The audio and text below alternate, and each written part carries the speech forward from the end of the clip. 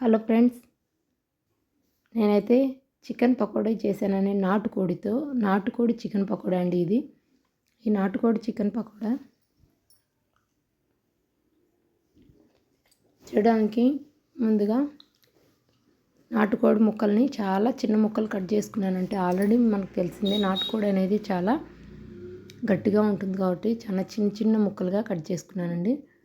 పసుపు వేసి కొద్దిగా కలుపుకొని, అదేవిధంగా ఉప్పు కూడా వేసి కలుపుకున్నానండి. పసుపు ఉప్పు వేసి బాగా కలిపానండి ఫస్ట్.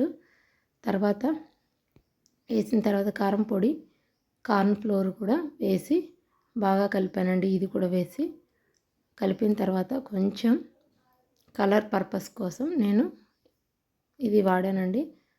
ఇష్టం ఉంటే వాడచ్చు, ఇష్టం లేకపోతే కూడా వాడకపోవచ్చు. అల్లం వెల్లుల్లి పేస్ట్, గరం మసాలా వేసి కొద్దిగా ఆయిల్ కూడా వేసానండి. కొద్దిగా ఆయిల్ వేసేసి మొత్తం బాగా కలిపేసానండి. అది కలిపిన తర్వాత నేనైతే ఒక 1 అవర్ 2 అవర్స్ అయితే మ్యాగ్నేట్ చేసి అలాగే ఉంచేసాను. తర్వాత మూత పెట్టి అలాగే ఉంచేసిన తర్వాత ముక్కలకైతే బాగా పట్టేసి ఉంటుందండి. ఇలా పట్టిన తర్వాత ఇప్పుడు ఆయిల్ అండి ఇది. ఆయిల్ యాడ్ చేస్తే బాగుంటుంది అనేసి, బాగా నానుతుంది అనేసి నేనైతే వేసాను. క్రిస్పీగా వస్తుందండి ఇట్లా ఆయిల్ వేసి కూడా బాగా పెట్టేస్తే. అందుకని వేసేసి కలిపి పెట్టేసి మూత పెట్టేసేసాను.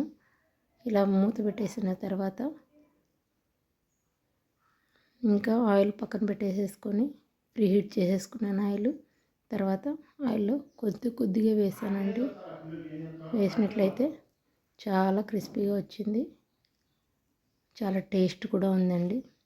తర్వాత కొత్తిమీర అయితే కరివేపాకండి, కొత్తిమీర కాదు కరివేపాకు వేసి అలా కలుపుకొని నువ్వులు వేసానండి కొంచెము అట్రాక్షన్ కొరకు. చాలా బాగా వచ్చింది చూడండి. ఈ విధంగా వచ్చింది చికెన్ పకోడీ.